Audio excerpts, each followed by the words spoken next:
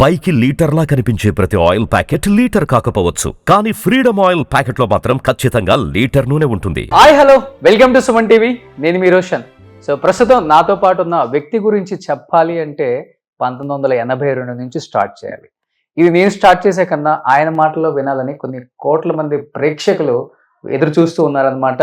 ముందు ఆయన గురించి మాట్లాడే కన్నా కూడా ఆయన రాసిన పుస్తకాల గురించి ఒకసారి మనం మాట్లాడుకుంటే, తెలుగువారి చరిత్ర, వేర్పాటువాదం ఒకటి కావచ్చు, అండ్ ప్రపంచతత్వం, నాయకత్వం, ఒక చరిత్ర కొన్ని నిజాలు.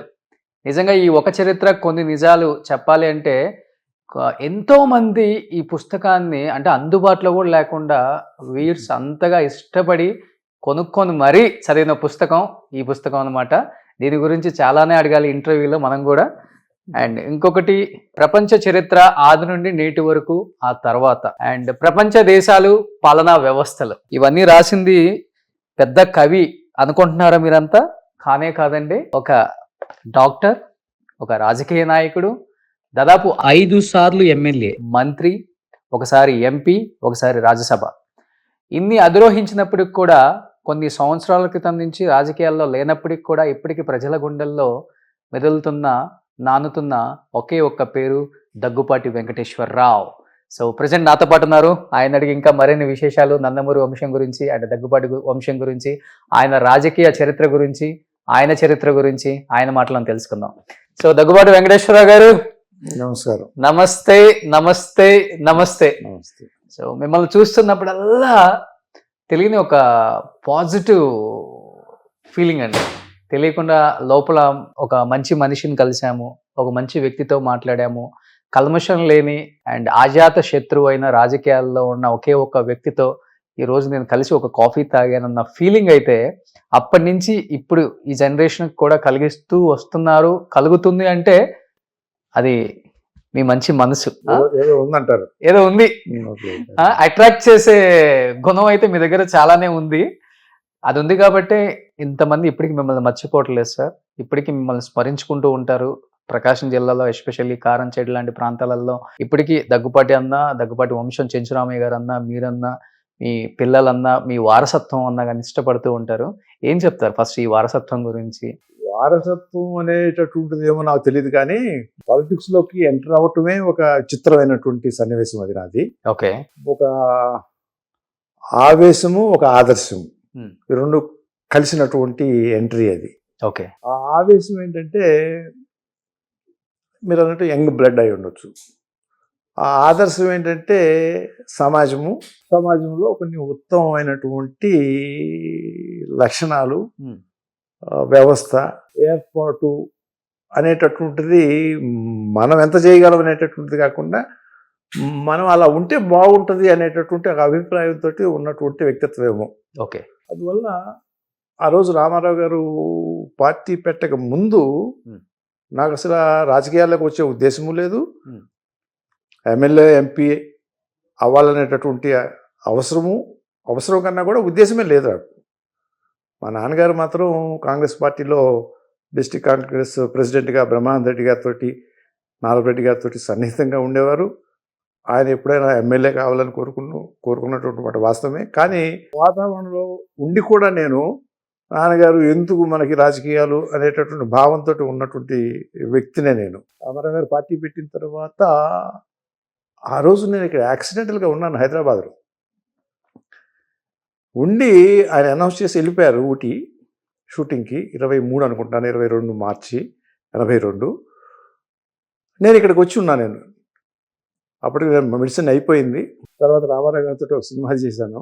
మెడిసిన్ అయినా కానీ, పీడియాట్రిక్స్ చేసినా కానీ నాకు దానిలో కన్నా కూడా బయట వ్యాపారంగా ఉండి 10 మందిని పోషిస్తూ, 10 మందికి జీతాలు ఇస్తూ ఆ రకంగా సంపాదన చేయటం బెటర్ ఏమో, అనైతికంగా ఉందేమో డాక్టర్గా. నేను success in the sense regular స్టూడెంట్నే నేను, కానీ అది చాలదేమో మన యొక్క జీవితానికి అని చెప్పి నేను ఇలా ఊహించుకుంటూ ఉండేవాడిని. ఆ ఉద్దేశంతో హైదరాబాద్ వచ్చి నేను ఆ రోజు గ్రానైట్ ఫ్యాక్టరీ ఏదో పెట్టాలనేటటువంటిది, లేకపోతే మా ఫాదర్ అయితేనేమో నర్సింగ్ హోమ్ పెట్టాలండి. ఈ బిజినెస్ యాంగిల్లోనే వచ్చాము యాక్చువల్గా.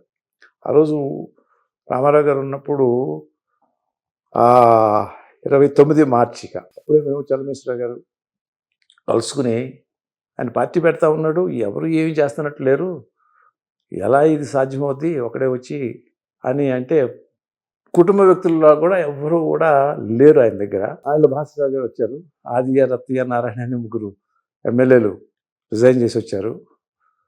మరి ఇంత పార్టీని నిర్వహించాలి అని అంటే కనీసం ఆఫీస్లో కూర్చొని పనిచేసేటటువంటి కావాలి కదా.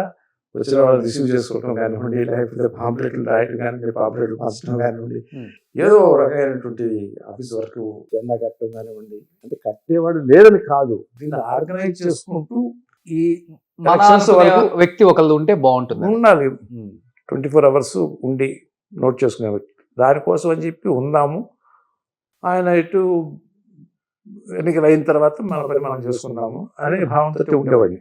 సో అది కాస్త తిరిగి ఎమ్మెల్యే అవ్వాల్సి వచ్చి ఎమ్మెల్యే అవ్వాల్సి వచ్చే యాక్చువల్గా రాజకీయంలో ఉండాల్సి వచ్చే ఓకే ఉండి 35 సంవత్సరాలు శాసనసభ్యుడిగా, పార్లమెంట్ సభ్యుడిగా, మంత్రిగా నిర్వహించి, అయితే ఒక మాట మాత్రం ఇందాక చెప్పాను కదా, ఇందాక చెప్పిన దాని కనెక్షన్ చెప్తాను మీకు.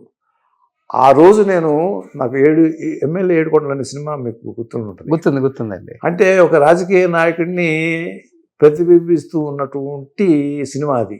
అంటే రాజకీయ నాయకుడు అంటే సమాజంలో ఒక ఏహ్యభావము, అసహ్యభావము, అతను కరప్ట్ మెలో అని చెప్పి, లేకపోతే మామూలుగా ప్రతిదానికి కూడా లంచాలు తీసుకోవటమో, లేకపోతే ఇంకో రకంగా వ్యవహరించడం తప్పితే అతని మీద సదభిప్రాయం లేదు. సో అది ముద్రపడినటువంటి ఇది. అలా మనం రాజకీయంలో నుంచి నిష్క్రమించే రోజున మనం అలా అనిపించుకోకూడదు, వీడు ఎదవరా. ఎప్పటికప్పుడు నిష్క్రమిస్తాం, మంత్రి చేయనివ్వండి, లేకపోతే ఇంకోటి చేయనివ్వండి. నిష్క్రమణ అనేటటువంటిది రాజకీయంలో పర్మనెంట్ కాదు. ఆ నిష్క్రమణ ఆ సందర్భంలో వీడు చెడ్డవాడు అనిపించుకోకూడదు అని మాత్రం ఒక అండర్లైన్ ఉంది. అది నా కెరీర్ మొత్తం నన్ను హార్ట్ చేసింది. అందువల్లే నేను రాజకీయంలో ఇన్ని సంవత్సరాలు ఉన్నా కూడా అనిపించుకోకుండా బయటకు వచ్చి, ఇవాళ మళ్ళీ మీరు నన్ను ఇంటర్వ్యూ చేస్తున్నా, లేకపోతే ఇవాళ పుస్తకం రాసినా, లేకపోతే పబ్లిక్లోకి వెళ్ళినా, మీరు ఇందాక చెప్పిన 4 మాటలు చెప్పగలిగిన ఒక ఇంటర్వ్యూ చేసే ఒక వ్యక్తిని గురించి చెప్పటం అనేటటువంటిది ప్రజలు నమ్మితేనే చెప్తారు. ఉన్న మాట అది. సో ఆ మాట అనిపించుకునే నేను నిష్క్రమించాలి అని చెప్పి నేను అనుకున్నాను. అది ఆ భగవంతుడు నాకు, అంటే ఇటువంటి మచ్చలేని రాజకీయ నాయకుడిగా రిటైర్డ్ అయితే హ్యాపీ లైఫ్ కానీ చెడ్డవాడు కాదు వీడు. అంతే. ఇక్కడ నుండి ఇక్కడ మన దగ్గరికి వస్తారు, అడుగుతారు, పొగుడుతారు, అక్కడ పక్కకు పోయి స్టేజ్ దిగిన తర్వాత వీడు ఎదవరా అని చెప్పి మనసులో అనుకుంటాడు, లేకపోతే 10 మందితో కూడా అంటాడు. వాడు మనసులో అనుకోకూడదు అనేది నాకు ఒక అండర్లైన్. చెప్పాలంటే మీకున్న కెపాసిటీకి, మీకున్న అంటే ఆ సర్కిల్కి మీరు కూడా ఎన్నో ఎత్తులు, పై ఎత్తులు కూడా వేయొచ్చు, కానీ వద్దు అనుకున్నారు. ఎత్తులు పైలెత్తులు అంటే రాజకీయంలో ఇవన్నీ సహజమే ఇవన్నీ, కానీ అండర్లైన్ ఏంటంటే ఆ గీత దాటకూడదు. ఓకే, చూసే వాళ్ళకి బాగోదు కూడా. బాగోదు, మన మనసుకే అది అసహ్యం వేస్తుంది. అవును, ఎగ్జాక్ట్లీ.